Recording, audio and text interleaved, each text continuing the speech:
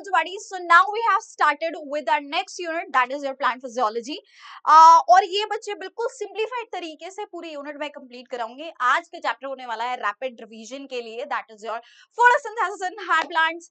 So start करते हैं इस वाले चैप्टर को. बहुत बढ़िया तरीके से तुम्हारा पूरा चैप्टर रिवाइज आज हो जाएगा. सबसे पहले स्टूडेंट्स देखो, मैं सारी इंपॉर्टेंट चीजें इसमें कराने वाली हूँ जहां से सबसे ज्यादा सवाल आते हैं. ठीक है, वही हम कवर करेंगे एंड मोस्टली पूरा आपका इंपॉर्टेंट टॉपिक यहाँ कवर्ड भी है. सबसे पहले यार देखो, अर्ली एक्सपेरिमेंट्स, ठीक है, वो रिवाइज कर लेते हैं. हमारे पास एक वैरीगेटेड लीफ एक्सपेरिमेंट था जिसमें कि आप देख सकते हैं जहां जहां पैचेस थे वहां वहां क्लोरोफिल प्रेजेंट रहा होगा एंड जिसकी वजह से वहां पे स्टार्च का पॉजिटिव टेस्ट आया था. और बिल्कुल जैसा लीफ का पैच बना होता है बिल्कुल वैसा ही आपका एग्जैक्ट स्टार्च टेस्ट आपका आता है. So to find out whether all the plants of leaf can make the food, this was the experiment. Variegated leaf को लिया गया, एक्सपोज किया सनलाइट में, स्टार्च के लिए टेस्ट किया एंड यहाँ से अल्टीमेटली आपका कंक्लूजन यही निकला है कि जहां जहां क्लोरोफिल होगा वहां वहां खाना बनेगा. दूसरा एक्सपेरिमेंट था इंगेनहाउस जी का एंड इंगेनहाउस ने ये एक्सपेरिमेंट जो था आपकी एल्गी के साथ किया, जहां पे उन्होंने एक्चुअली देखा कि जब हमने उसको सनलाइट के अंदर रखा तब वहां पे ऑक्सीजन के बबल्स फॉर्म हो रहे थे. सो एक्वाटिक प्लांट को जब पानी के अंदर रख के सनलाइट में एक्सपोज किया गया तो वहां पे कंक्लूजन निकला कि green plants actually give out the gas that is the oxygen in the presence of sunlight. ठीक है, नेक्स्ट आगे तुम्हारा प्रीस्ले के एक्सपेरिमेंट्स जो कि बेल जार एक्सपेरिमेंट्स रहे थे. उन्होंने सिंपली आपके पहले मोमबत्ती को जला के रखा एंड एक चूहे को रखा बेल जार के अंदर और धीरे से ऑब्जर्व किया कि यार मोमबत्ती भी बुझ गई थी और चूहा भी वहां मर गया था. लेकिन बाद में स्टूडेंट्स उन्होंने वहां पे उसके साथ में एक मिंट प्लांट भी रख दिया.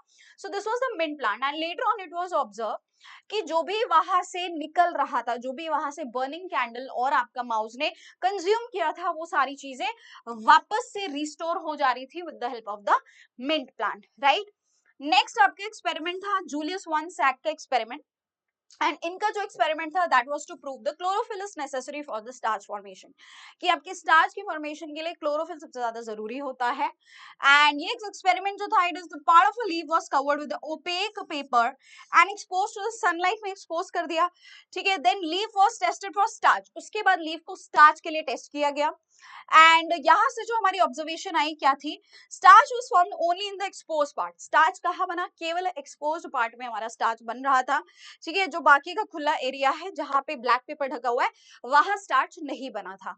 ठीक है, इससे कंक्लूजन क्या क्या निकला, chlorophyll is essential for the photosynthesis. ठीक है, चलो सो नेक्स्ट आ गया तुम्हारे पास में अगला जो एक्सपेरिमेंट है, that was the experiment of your, आ जाते हैं, क्या हो गया, हैंग हो गया. ओके, सो अगला जो एक्सपेरिमेंट रहा है बच्चों यहाँ पे, दैट वाज योर एंगलमैन्स का एक्सपेरिमेंट. ठीक है, आपको याद होगा ये भी आपका ग्रीन एल्गी के साथ किया गया था. स्पाइरोगैरा ली गई आपकी फिलामेंटस एल्गी एंड उसको एक ऐसे एरोबिक सस्पेंशन के अंदर डाला, बैक्टीरियल सस्पेंशन के अंदर, और फिर एक प्रिज्म लिया, उससे व्हाइट लाइट पास की, 7 कलर्स में वो ब्रेक हो गया एंड देन यू सॉ कि जो आपके वायलेट वाला रीजन था, ब्लू रीजन था और जो आपका रेड रीजन था वहां पे मैक्सिमम बैक्टीरिया की ग्रोथ हुई. इससे क्या पता चल रहा है कि वहां पे सबसे ज्यादा एरोबिक सस्पेंशन है ना, मतलब ऑक्सीजन रिलीज हुई है यहाँ पे सबसे ज्यादा, यानी इन एरियाज में सबसे ज्यादा फोटोसिंथेसिस हुआ है. अगला आगे तुम्हारा कॉर्नेलियस एक्सपेरिमेंट, जिसमें कि हम प्रूव करना चाह रहे थे कि CO2 जो है वो नेसेसरी होता है फोटोसिंथेसिस के लिए. राइट, एंड एक ग्रीन प्लांट को लिया गया, it was kept in a closed bell jar, लेकिन उसके अंदर साथ में KOH डाल दिया, जो कि KOH का काम क्या होता है, सारी CO2 को कंज्यूम कर लेता है एंड हेंस स्टूडेंट्स वहां पे कोई स्टार्च का टेस्ट पॉजिटिव नहीं आया. इससे पता चला कि भाई CO2 भी उतना ही जरूरी होता है फोटोसिंथेसिस के लिए. CO2 नहीं है तो स्टार्च नहीं बनेगा, फोटोसिंथेसिस नहीं होगा. अगला एक्सपेरिमेंट जूलियन वॉन सैक्स ने ये एक्सपेरिमेंट में किया था, simply that was the starch test. ठीक है, ये सिंपल स्टार्च टेस्ट था कि आपका लीफ लीव्स को बॉईल किया, डीकलराइज कर दिया, क्लोरोफिल हटा दिया वहां से और वार्म वाटर में वॉश करके फिर जब वहां पे आयोडीन सोल्यूशन में टेस्ट किया तो स्टार्च की प्रेजेंस पता चल रही थी. ठीक है, तो ये स्टार्च टेस्ट था simple. So right, so these were the experiments which were done. ये सारे अर्ली एक्सपेरिमेंट्स तुमको याद होने चाहिए बच्चे. ठीक है, इसके बाद आ जाते हैं अब मेन मुद्दे पे. सो अब मेन सारी यहाँ पे मैं तुमको बातें बताने वाली हूँ which is very important in this chapter. सबसे पहला स्टूडेंट्स यार, पहली बात तो आपका जो पूरा फोटोसिंथेसिस का प्रोसेस हो रहा है दो हिस्सों में होता है। पहले चलती है लाइट रिएक्शन, फिर होती है आपकी डार्क रिएक्शन, ठीक है। इसी के बारे में पहले चर्चा कर लेते हैं। लाइट रिएक्शन बेसिकली आपकी फोटोकेमिकल रिएक्शन होती है जहां पे सनलाइट को एब्जॉर्ब किया जा रहा है। उसके बाद में स्टूडेंट्स वहां पे आपके जो वाटर मॉलिक्यूल्स होता है उसको ब्रेक करते हैं, जिसकी वजह से इलेक्ट्रॉन्स मूव करते हैं आपके, एंड द रीजन बिहाइंड कि वहां पे जो है धीरे धीरे it is helping in the ATP का फॉर्मेशन, एनएडीपीएच का फॉर्मेशन, जो यहाँ के प्रोडक्ट्स होते हैं एक्चुअली। और फिर यही प्रोडक्ट्स को यूटिलाइज किया जाता है आपके बायोसिंथेटिक रिएक्शंस के अंदर, जहां से आपका अल्टीमेटली ग्लूकोज का फॉर्मेशन होता है। तो ये पूरी कहानी रहती है फोटोसिंथेसिस में। अब आ जाओ, लोकेशन की अगर हम सबसे पहले बात करें यार, लाइट रिएक्शन कहाँ होती है? थैलेकॉइड की मेम्ब्रेन में होती है, ठीक है। एंड रिक्वायरमेंट क्या क्या चाहिए हमको? लाइट यहाँ पे चाहिए, लाइट आ रही है, इसके अलावा पानी चाहिए, एडीपी प्लस पीआई जो कि अल्टीमेटली एटीपी में कन्वर्ट होता है, एंड सिमिलरली एनएडीपी प्लस जो कि एनएडीपीएच में कन्वर्ट हो जाता है। इवेंट्स क्या क्या चल रहे हैं? अब्जॉर्प्शन ऑफ लाइट, पहली चीज तो यहाँ पे लाइट की अब्जॉर्प्शन हो रही है। कौन कर रहा है? क्लोरोफिल करता है। उसके अलावा यहाँ पे पानी का ब्रेकडाउन होता है, हाइड्रोलाइसिस होती है। इस वाटरलाइसिस की वजह से यहाँ पे इलेक्ट्रॉन्स प्रोड्यूस होते हैं which are again put back into the cycle of your ETS, ठीक है। तो इलेक्ट्रॉन ट्रांसपोर्ट चेन के अंदर एक्चुअली जितने भी इलेक्ट्रॉन जो है मूव कर रहे होते हैं, तो बेटा वो कहीं ना कहीं से तो आ रहे होंगे ना, यहाँ पे PS2 के पास आते हैं। कहाँ से आएंगे वो इसी के वाटर के ब्रेकडाउन के बाद यहाँ से इलेक्ट्रॉन प्रोड्यूस होते हैं। फिर आता है फ्लो ऑफ इलेक्ट्रॉन्स, पूरा ईटीसी में ये सारे इलेक्ट्रॉन्स पर घूमते हैं, ठीक है। देन उसके बाद आता है आपका फोटोफॉस्फोराइलेशन, ठीक है। ये क्या होता है? That is the phosphorylation process जो कि लाइट की प्रेजेंस में हो रहा है, इसीलिए इसको फोटोफॉस्फोराइलेशन कहते हैं। दैट इज सिंपली आपका एटीपी का प्रोडक्शन, ठीक है। एडीपी प्लस पीआई, ये आपका जो होता है फॉस्फोराइलेशन हुआ और एटीपी बना, इसी को हम बोलते हैं फॉस्फोराइलेशन। एंड क्योंकि ये सनलाइट की प्रेजेंस में हो रहा है, इसको हमने फोटोफॉस्फोराइलेशन बोल दिया। अब यहाँ पे इनपुट हमारी क्या रही? लाइट, पानी, ये और ये, ठीक है, ये मैं बता चुकी हूँ। आउटपुट क्या आता है हमको? प्रोडक्ट क्या मिलता है? यहाँ से एटीपी मिलता है, एनएडीपीएच मिलता है बच्चे, ठीक है। तो ये हमारे यहाँ से प्रोडक्ट्स आते हैं and these are the major molecules which are involve.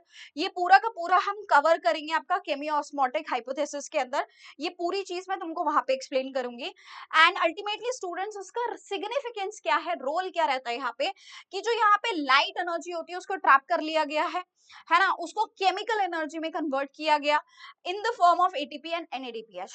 और ये जो केमिकल्स होते हैं now they are being used for the synthesis of your carbohydrates. और साथ ही में यहाँ पे ऑक्सीजन एक बाय प्रोडक्ट की तरह रिलीज होता है जो कि हवा में डिफ्यूज हो जाता है, जिसके थ्रू जो है ऑर्गेनिजम्स, लिविंग बीइंग सांस ले पाते हैं, है ना। तो हमारे पास जो ऑक्सीजन हमारे एनवायरमेंट में है वो इसी प्रोसेस से आ रही है। नाउ लिंक बिटवीन टू क्या है? लाइट रिएक्शन जो होती है एडीपी एनएडीपीएच प्रोड्यूस कर रही है, जो कि अल्टीमेटली डार्क रिएक्शन में यूज हो रहा है। अब यहाँ शुरू हो गई तुम्हारी डार्क रिएक्शन। इसको बायोसिंथेटिक रिएक्शन कहा गया है क्योंकि ये बायोसिंथेटिक फेज होता है आपका, जहां पे आपका कार्बोहाइड्रेट का प्रोडक्शन हो रहा है, ठीक है। रिक्वायरमेंट क्या क्या चाहिए? कार्बन डाइऑक्साइड चाहिए, एटीपी चाहिए, एनएडीपीएच, ये सारी चीजें यहाँ चाहिए होती है। सो बेसिकली ये दो तो आपके लाइट रिएक्शन से आ ही गए, बाकी कार्बन डाइऑक्साइड कहाँ से आ रही है? एटमॉस्फेयर से CO2 आ जाती है पेड़ों के अंदर, ठीक है। नाउ मेन इवेंट्स क्या चल रहे हैं? CO2 का फिक्सेशन होता है, पहली चीज। इसको कौन कर रहा है? रुबिस्को करता है थ्रू अ स्पेशल मैकेनिज्म जिसको हम कैल्विन साइकिल बोलते हैं, ठीक है। तो अभी मैं तुमको ये भी बताऊंगी और ये भी बताऊंगी ये कैसे हुआ है। फिर उसके बाद बच्चे ये सारे इवेंट चलेंगे, बेसिकली ये सारे हम अभी कैल्विन साइकिल में डिस्कस कर लेंगे। एंड उसके अलावा स्टूडेंट्स यहाँ पे इनपुट क्या हुआ? CO2 हुआ, ये हुआ, ये हुआ, मिला क्या मुझे? कार्ब्स मिले हैं। सो अल्टीमेटली जो खाना बना, फोटोसिंथेसिस का जो अल्टीमेटली पूरा प्रोसेस का मकसद था खाना बनाना, कार्ब्स बनाना, वो यहाँ मुझे आउटपुट के फॉर्म में मिल रहे हैं। एंड साथ ही में स्टूडेंट्स ये वाले मॉलिक्यूल्स मुझे यहाँ पे वापस से मिल जाते हैं, ये फिर से यहाँ पे यूटिलाइज होंगे for the ATP and NADPH production, ठीक है। नाउ मेजर मॉलिक्यूल्स क्या क्या है? ये सारे मॉलिक्यूल्स आपके कैल्विन साइकिल में इन्वॉल्व है। कैल्विन साइकिल अभी हम डिटेल में कर लेंगे, ठीक है बच्चे, क्लियर हुई ये बात? चलो, तो ये हो गई तुम्हारी लाइट और डार्क रिएक्शंस। अब आ जाते हैं फॉस्फोराइलेशन प्रोसेस को भी, इसको भी थोड़ा समझते हैं बच्चे। ये जो फॉस्फोराइलेशन हो रहा है ना, ये आपका दो तरीके से होता है, एक होता है साइक्लिक, एक होता है नॉन साइक्लिक, ठीक है। नॉन साइक्लिक बेसिकली क्या रहता है? नॉन साइक्लिक के अंदर आपके पास में दोनों फोटो सिस्टम्स इन्वॉल्व होते हैं। दो फोटो सिस्टम हमारे पास में होते हैं, PS2 and PS1। And they are actually not named on the basis of their function, कि ऐसा नहीं है कि PS2 लिखा है तो वो बाद में काम करेगा, ये एक्चुअली डिस्कवरी के बेसिस पे है, बट पहले काम आपका PS2 करता है, फिर PS1 करता है। तो आपके जो भी इलेक्ट्रॉन्स होते हैं वाटर की हाइड्रोलाइसिस से जो यहाँ इलेक्ट्रॉन प्रोड्यूस होते हैं वो जाते हैं PS2 के LHC कॉम्प्लेक्स के पास, लाइट हार्वेस्टिंग कॉम्प्लेक्स, जो कि मिलियन काफी सारे आपके 100 से 1000 पिगमेंट से बना होता है, जिसमें कि चीफ आपका जो पिगमेंट रहता है दैट इज क्लोरोफिल ए। ये बात आप याद रखेंगे, एनसीईआरटी में लिखी है। यहाँ से जब सनलाइट आती है बच्चे, आपके इलेक्ट्रॉन यहाँ पे पहुंच चुके हैं LHC के पास में, which is absorbing the light maximally at 680 nanometre पे ये मैक्सिमम अब्सॉर्प्शन करता है। इलेक्ट्रॉन्स यहाँ से जंप करते हैं बच्चे और जाते हैं किसके पास में, इलेक्ट्रॉन एक्सेप्टर के पास, ठीक है। तो यहाँ पे सबसे पहला जो इलेक्ट्रॉन एक्सेप्टर होता है उसका नाम होता है फियोफाइटिन। क्या नाम होता है उसका, फियोफाइटिन होता है। और ये जो इलेक्ट्रॉन एक्सेप्टर है फर्दर आगे आपका इलेक्ट्रॉन्स को ETC, आपकी एनसीईआरटी कहती है ETC में पास कर देता है, that is the electron transport chain, ठीक है। अब ये जो भी चीजें है, प्लास्टोक्विनोन, साइटोक्रोम B6 है, plastocyanin, these are all the components of your ETC only. So ultimately ETC में इलेक्ट्रॉन्स गए, ठीक है। उसके बाद वापस से कहा आते हैं LHC ऑफ योर PS1, इसके पास वापस आएंगे PS1 के पास, यहाँ से फिर से इलेक्ट्रॉन्स जंप करते हैं प्राइमरी एक्सेप्टर के पास जाएंगे, and then back it is transferred to your NADP plus reductase enzyme, ठीक है। अब लास्ट में किसके पास जा रहे हैं, NADP प्लस रिडक्टेज एंजाइम के पास जाते हैं, जहां पे ये NADP प्लस और H प्लस को मिला के हमको NADPH यहाँ प्रोड्यूस कर देता है। और बेटा जहां ये ETC चल रही है, so basically this is a part of your chemiosmotic hypothesis, जहां पे केमी ऑस्मोसिस यही चल रहा है, जहां पे आपकी एक्चुअल फॉस्फोराइलेशन होती है, और यहीं पे आपका ADP और PI जो है मिलके आपका ATP बनाता है। And this is how we are getting two products here, एक हमको ATP मिलता है, एक हमको NADPH मिलता है, ठीक है। यहाँ से हमको ये दो प्रोडक्ट्स मिल जाते हैं। ये पूरा आपका पाथवे रहता है इलेक्ट्रॉन्स का, पानी से गया PS2 के कॉम्प्लेक्स के पास में, ठीक है। PS2 से आपके पास जाता है सबसे पहले प्राइमरी एक्सेप्टर, प्राइमरी एक्सेप्टर के बाद ये पूरा आपका ETC में जाता है, ठीक है। ETC में आपका ATP का प्रोडक्शन हो गया यहाँ पे, मीनवाइल ये प्रोडक्ट निकला, उसके बाद आपका PS1 में आया, ठीक है। PS1 में आके उसके बाद अल्टीमेटली यहाँ पे ये फेरिडॉक्सिन के पास जाता है, which is again the acceptor here, electron acceptor है ये भी, यानी कि ये नीचे की तरफ अब जा रहा है, आपका रिडक्शनल पोटेंशियल यहाँ पे कम हो जाता है, ठीक है। And ultimately it is going towards your NADP plus reductase enzyme. So this is the whole system. And ये जो एक्चुअली चल रहा है, ये कुछ इस तरह की साइकिल चलती है, मतलब साइकिल तो ये है नहीं, दिस इज नॉन साइक्लिक, ठीक है। तो इस तरह का ये पाथवे है, यहाँ से इलेक्ट्रॉन इधर जाएगा, फिर यहाँ जाएगा, फिर नीचे आएगा, और फिर वापस ऊपर जाएगा। सो इसको हम Z स्कीम बोल देते हैं, Z जैसा शेप है ना, ये ऐसा Z बना हुआ है, तो इसको हम Z स्कीम बोल देते हैं। This is a Z scheme type of phosphorylation, या फिर सिंपली नॉन साइक्लिक इसको हम बोलते हैं, ठीक है बच्चे। प्रोडक्ट्स हमको क्या क्या मिल चुके हैं, एक ATP मिला, NADPH मिला, और ये ऑक्सीजन हमको कहाँ से मिला बच्चे, जब यहाँ पे पानी का ब्रेकडाउन हुआ है ना, तो यहाँ पे ऑक्सीजन भी रिलीज होता है। So this is the by product here, ठीक है। एंड साइट क्या बोली, यहाँ स्टार्टिंग में बता दिया था, थाइलेकोइड मेम्ब्रेन में ये होता है। सिग्निफिकेंस क्या है, हमको यहाँ से ATP NADPH मिल रहा है, जो कि डार्क रिएक्शन में यूज होने वाला है। अब आ जाते हैं इधर, साइक्लिक में क्या डिफरेंस हुआ, साइक्लिक में केवल PS1 is involve, there is no PS2, only PS1। और होता क्या है, लाइट आएगी PS1 के पास आएगा इसके LHC, और देखो जो आपका वाटर स्प्लिटिंग कॉम्प्लेक्स होता है ना, वो सिर्फ PS2 के साथ एसोसिएटेड होता है, PS1 के साथ नहीं होता। तो हेंस यहाँ पे कोई भी वाटर की लाइसिस नहीं होने वाली है, हाइड्रोलाइसिस केवल वही होगी, वाटर स्प्लिटिंग कॉम्प्लेक्स वहां होता है, यहाँ नहीं होता। सो इसलिए यहाँ पे जो भी आपके इलेक्ट्रॉन्स होते हैं जंप करते हैं, ठीक है, प्राइमरी एक्सेप्टर के पास जाएंगे, फेरिडॉक्सिन के पास जाएंगे, वापस से ETC, अब ये कहा जा रहे हैं ETC में एंटर करते हैं, और ETC से वापस से PS1 में आ जाते हैं। तो ये साइक्लिक घूमता रहता है इस तरह से। एंड हमको यहाँ पे ATP की प्रोडक्शन यहाँ पे आपको मिलेगी, ऑब्वियसली मिलेगी, क्यों, क्योंकि ETC में तो गया ही है, ETC में ATP आपका बना, लेकिन क्योंकि यहाँ पे NADP प्लस रिडक्टेज एंजाइम के पास यहाँ पे कोई इलेक्ट्रॉन नहीं जा रहा है, अल्टीमेटली यहाँ पे NADPH नहीं फॉर्म होता और ना ही ऑक्सीजन बनेगी। तो यहाँ का जो प्रोडक्ट होगा ओनली ATP, केवल आपको ATP यहाँ मिलता है, दैट इज द डिफरेंस। और एक और डिफरेंस है बच्चे, ये आपका कहा होता है इन the thylakoid membrane of stromal lamellae भी मिलेगा और ग्रेना में भी मिलेगा। लेकिन ये खाली ग्रेना में होता है, ठीक है, only in the grana, because actually आपका क्या सीन है ना कि जो PS2 होता है वो स्ट्रोमल लैमेली के अंदर प्रेजेंट नहीं होता है, ठीक है, it is absent there, and that is why कि आपका जो ये वाली जो साइकिल होती है, मतलब ये वाली जो नॉन साइक्लिक वाला होता है, that is happening only in the thylakoid membrane of grana. Clear हो गया, चलो आगे बढ़ते हैं। So this was the difference between cyclic and the non cyclic one. अब आ जाता है मेन तुम्हारा, that is the chemiosmotic hypothesis, ठीक है, इसमें क्या चल रहा है, यहाँ पे बेसिकली अल्टीमेटली हो क्या रहा है, आपकी जो थाइलेकोइड मेम्ब्रेन होते हैं, ठीक है, उसके इस तरफ क्या है, बाहर की तरफ स्ट्रोमा है, और अंदर थाइलेकोइड के अंदर क्या होती है, ल्यूमेन होती है, ये बात आपको याद रखनी है। तो बच्चे ये जो थाइलेकोइड मेम्ब्रेन यहाँ रहती है ना, इसके अक्रॉस फॉर्म हो जाता है आपका प्रोटोन का ग्रेडियंट, है ना, H+ ग्रेडियंट बनता है, ग्रेडियंट का मतलब है कॉन्सेंट्रेशन डिफरेंस हो जाता है। तो आपकी जो एक्चुअली स्ट्रोमा वाली साइड होती है, यहाँ H+ हो जाता है बहुत कम, और जो आपकी ल्यूमेन वाली साइड होती है, यहाँ हो जाता है H+ बहुत ज्यादा। 3 तरीकों से ये होता है। पहला तरीका सिंपली ये है कि यार आपका जब यहाँ पे लाइट मतलब जब इलेक्ट्रॉन एक्चुअली मूव कर रहे होते हैं आपके, तो electron when it is moving, pheophytin से, बच्चे फेओफाइटिन जो आपका यहाँ पे प्राइमरी एक्सेप्टर था, फेओफाइटिन से ये आपके प्लास्टोक्विनोन को इलेक्ट्रॉन देता है। अब ये जो प्लास्टोक्विनोन है, ये इलेक्ट्रॉन के साथ साथ प्रोटॉन्स को भी पंप करता है, ठीक है, ये दोनों को पंप करता है एक्चुअली। और जब ये इलेक्ट्रॉन को आगे साइटोक्रोम B6F के पास भेज रहा होता है, उसी सेम टाइम पे ये हाइड्रोजन्स को उठा के, प्रोटॉन्स को उठा के कहाँ डालता है, in your lumen. So this is one method, एक तरीके से ये आपका H+ यहाँ बढ़ रहा है। दूसरा तरीका क्या होता है बच्चे, दूसरा तरीका होता है कि आपका यहाँ पे ड्यूरिंग योर वाटर का लाइसिस, पानी का जब यहाँ लाइसिस हो रहा है, तो यहाँ पे आपका H+ आयन यहाँ पर भी बढ़ रहा है। This is the second method.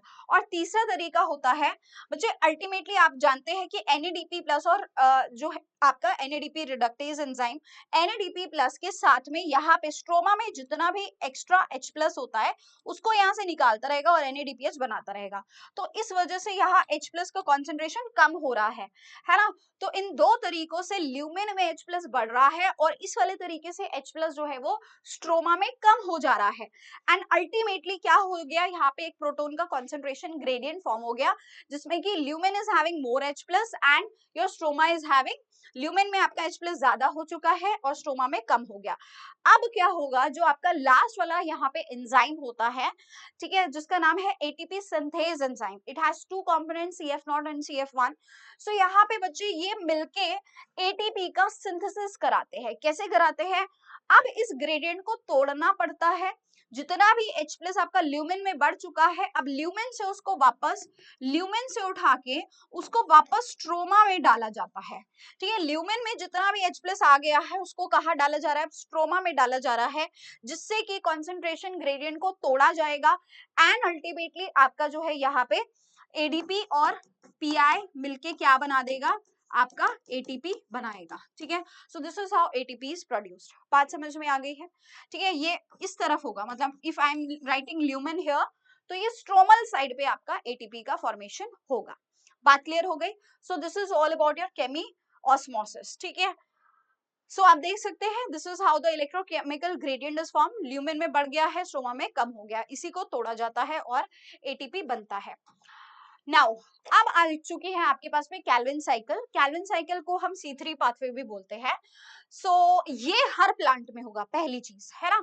और इसमें हो क्या रहा है, this is the actual pathway, जहां पे आपका जितना भी CO2 होता है ना, जो CO2 आया है आपका, उसका फिक्सेशन होता है, एंड अल्टीमेटली आपका ग्लूकोज यानी कि कार्बोहाइड्रेट का फॉर्मेशन होगा। सो occurs in the stroma of the chloroplast। पहली बात तो ये हो कह रहा है, स्ट्रोमा साइड में ये होता है, ATP और NADPH को यूज करेगा, जो कि एक्चुअली आपके लाइट रिएक्शन के प्रोडक्ट्स होते हैं, और CO2 को फिक्स करके कार्ब्स बनाता है। So this is the entire purpose of the Calvin cycle. Melvin Calvin ji ने इसको दिया है, उन्हीं के नाम पे ये साइकिल भी है। 3 फेजेस यहाँ पे रहेंगे, सबसे पहला कार्बोक्सिलेशन, फिर रिडक्शन और फिर रीजनरेशन। तो यहाँ पे एक्चुअल में जो मेरा सबसे पहला कार्बन डाइऑक्साइड का एक्सेप्टर होता है, that is your RuBP molecule, है ना। क्या होता है you, what is this is राइबोलोज bisphosphate, ठीक है। क्या होता है ये CO2 एक्सेप्टर, क्या है, राइबोलोज बिसफॉस्फेट है बच्चे यहाँ पे। एंड ये मेरा CO2 बाहर से आ ही रहा है, और ये ये दोनों लाइट रिएक्शन के प्रोडक्ट्स हैं। तो ये सारी चीजें यहाँ इनपुट के फॉर्म में यूज होती है और बाहर क्या निकलता है मेरा, यहाँ पे सबसे पहले G3P एक शुगर निकलेगा, साथ में ये वाले प्रोडक्ट्स निकलेंगे जो कि बाद में फिर से लाइट रिएक्शन में यूज होंगे एंड अल्टीमेटली मेरे को यहाँ से कार्बोहाइड्रेट मिलेगा which is the ultimate product है। एंजाइम्स, ये सारे एंजाइम्स रुबिस्को, दिस ये सारे एंजाइम यूज होंगे। अभी मैं आपको आगे पूरी साइकिल में एक्सप्लेन करती हूँ कहाँ पे कौन सा एंजाइम कैसे काम कर रहा है, ठीक है। So this is your entire Calvin cycle, इसको ध्यान से देख लेंगे फटाफट से सारे बच्चे। So yes, Calvin cycle 3 phases हैं। सबसे पहला फेज क्या हुआ तुम्हारा, फिक्सेशन हुआ, कार्बोक्सिलेशन जिसको हमने बोला है सिंपली। सो यहाँ पे तुम्हारे पहली चीज तो बच्चे 3 CO2 एक साइकिल में एक बार एंटर करते हैं।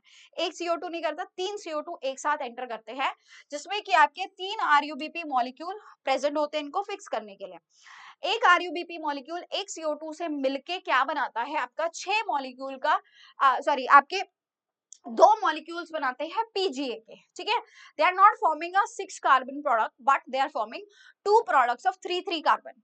एक 5 कार्बन का रुबिस्को RUBP और एक आपका सिंगल CO2। जब ये कंबाइन हो रहे हैं तो ऑब्वियसली आपके दिमाग में आ रहा होगा कि एक 6 कार्बन का प्रोडक्ट बनना चाहिए था, बट नहीं, ऐसा नहीं होता।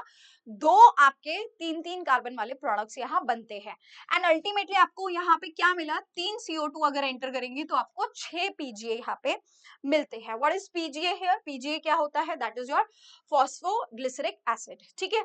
अब ये अल्टीमेटली स्टूडेंट्स इसमें यहाँ पे रिडक्शन चलता है जिसमें कि PGA is phosphorylated using the ATP, यहाँ पे ATP का खर्चा होता है एंड रिड्यूस टू NADPH। अब एक PGA के लिए एक ATP लगता है, सो अल्टीमेटली 6 PGA है तो 6 ATP लगेंगे और साथ ही में 6 आपके NADPH यूज होते हैं and they form glyceraldehyde 3 phosphate molecule. ये रिडक्शन हो गया इनका, ठीक है। अब इसमें से बच्चे एक आपका ग्लिसरॉल्डिहाइड 3 फॉस्फेट का मॉलिक्यूल जो होता है वो बाहर निकल जाता है क्योंकि उसको बाद में जाके क्या बनानी है, शुगर बनानी है, ठीक है।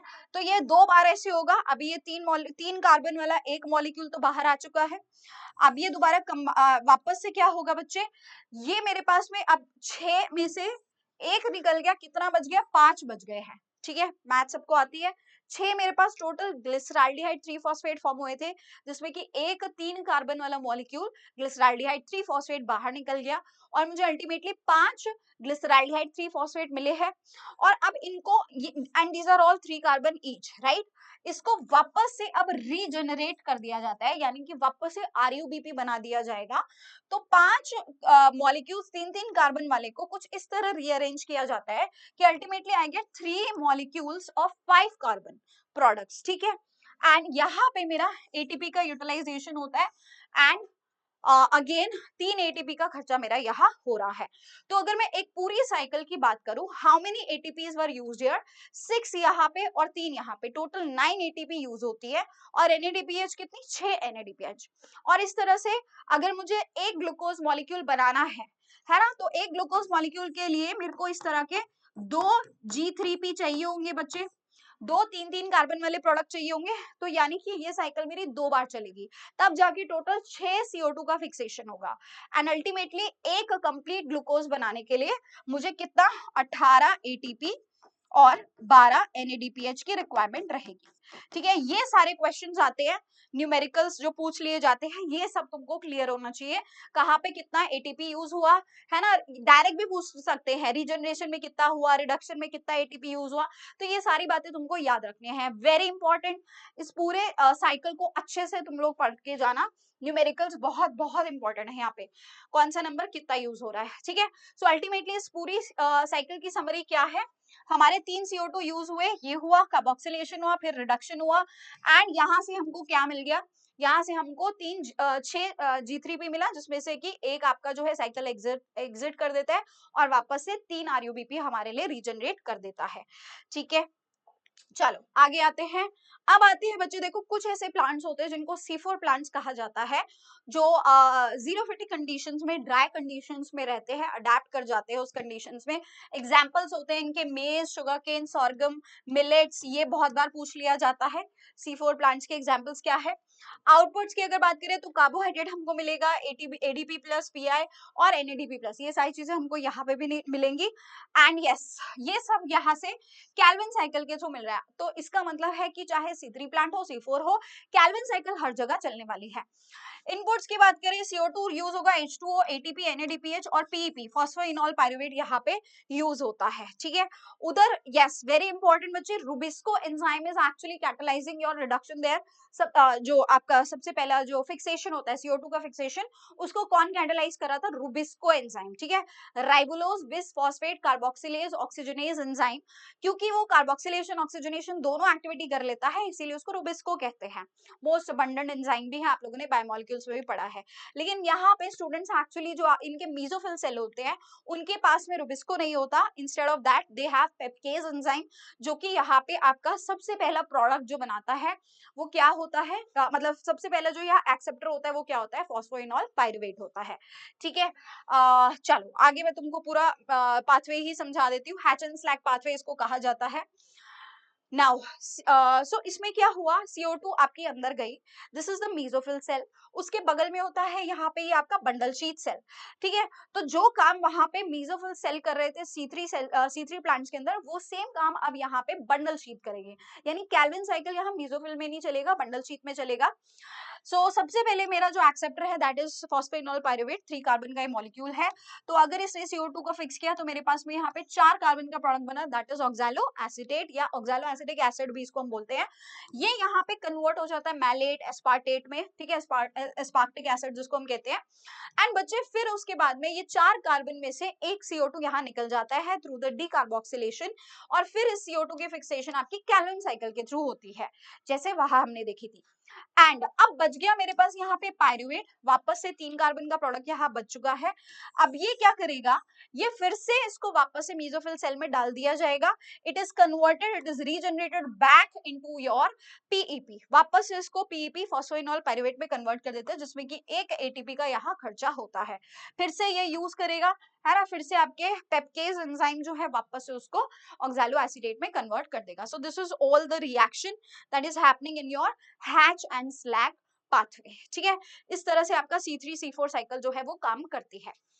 अब कुछ डिफरेंसेस यहाँ फटाफट से देख लेते हैं C3 C4 के। C3 के डिफरेंस क्या है, C3 C4 के क्या डिफरेंस है? सबसे पहला स्टेबल प्रोडक्ट यहाँ क्या बन रहा है? PGA बन रहा है, यहाँ पे OAA या मैलेट, ठीक है। ऑक्सैलो एसीटेट ही हम याद करेंगे, मैलेट रहने दो। And CO2 fixation enzyme Rubisco होता है, यहाँ पेप्केज होता है, ये मेसोफिल सेल में है, ये पंडल शीथ सेल में इसकी कैल्विन साइकिल हो रही है। फोटो रेस्पिरेशन यहाँ हाई है, यहाँ बहुत लो, एक्चुअली यहाँ फोटो रेस्पिरेशन जैसा प्रोसेस होता ही नहीं है, because it's a wasteful process, लेकिन C3 प्लांट्स में ये होता है। Efficiency in hot and dry conditions इसकी बहुत हाई होती है, because these are xerophytic plants, ठीक है, they are well adapted in the xerophytic conditions. And example wheat, rice, pea, और इसके example maize, sorghum and sugarcane, ये एग्जांपल्स आपसे पूछ लिए जाते हैं, बार बार मैंने बोल दिया आपको। चलो अब आगे एक बस लास्ट टॉपिक बचा है, कौन कौन से ऐसे आपके यहाँ पे व्हाट आर द एक्चुअली मतलब यहाँ पे कौन कौन से ऐसे प्रोसेस है जो अलग से चल रहे हैं apart from your photo phosphorylation. पहली चीज तो यार यहाँ पे होता है फोटो रेस्पिरेशन प्रोसेस, जो कि मैंने बताया सिर्फ C3 प्लांट्स में हो रहा है। It occurs when the enzyme rubisco actually acts as a oxygenase enzyme instead of the carboxylase, ठीक है। तो भाई जैसे कि मैंने आपको बोला कि रुबिस्को एंजाइम जो है ऑक्सीजनेशन कार्बोक्सिलेशन दोनों करता है, बट कई बार क्या होता है, देखो नॉर्मली तो क्या होगा, जब CO2 की ज्यादा अगर वहां पे कॉन्सेंट्रेशन होगी तो वो एक कार्बोक्सिलेज एंजाइम की ही तरह काम करेगा, या इवन अगर 1:1 रेशो भी है ऑक्सीजन और कार्बन डाइऑक्साइड का, तब भी वो एक कार्बोक्सिलेज एंजाइम की तरह ही काम करेगा, because it has high affinity for CO2। लेकिन इन केस अगर मान लो वहां ऑक्सीजन ज्यादा हो गई, CO2 कम हो गया, तब वो ऑक्सीजनेज एक्टिविटी करता है, और उस कंडीशन में वो क्या करेगा, उस कंडीशन में वो RUB मतलब वहां पे instead of working as a carboxylase enzyme oxygenase की तरह काम करके फोटो रेस्पिरेशन करता है, जिसके प्रोडक्ट्स कुछ अलग है। एक मॉलिक्यूल आपका 3 PGA फॉर्म होता है और दूसरा 2 कार्बन का प्रोडक्ट जिसको फॉस्फोग्लाइकोलेट बोलते हैं। ये बहुत इंपॉर्टेंट है बच्चे, इसके प्रोडक्ट्स भी आपको याद होने चाहिए। अल्टीमेटली स्टूडेंट्स यहाँ से CO2 रिलीज होता है, लेकिन कोई भी ना तो कोई ATP बनती है ना कोई शुगर, दैट इज वाई इसको बोला जाता है कि ये वेस्टफुल प्रोसेस है। भाई कोई एनर्जी नहीं प्रोड्यूस हो रही, तो ये बिल्कुल वेस्टफुल है, ना ही कोई शुगर बन रही है और ना ही कोई एटीपी यहाँ बनती है। लास्ट टॉपिक यहाँ पे आ गया है all the factors which are actually affecting the photosynthesis. सबसे पहले तो यार ब्लैकमैन ने ये लॉ ऑफ लिमिटिंग फैक्टर दिया है, जो कि कहता है कि अगर कोई भी प्रोसेस एक से ज्यादा फैक्टर से अफेक्ट हो रहा है तो उसमें जो सबसे ज्यादा लिमिटिंग है, अगर उसके रेट को हम बढ़ा दे तो ओवरऑल प्रोसेस ठीक हो जाता है, मतलब उसकी यील्ड बढ़ जाती है।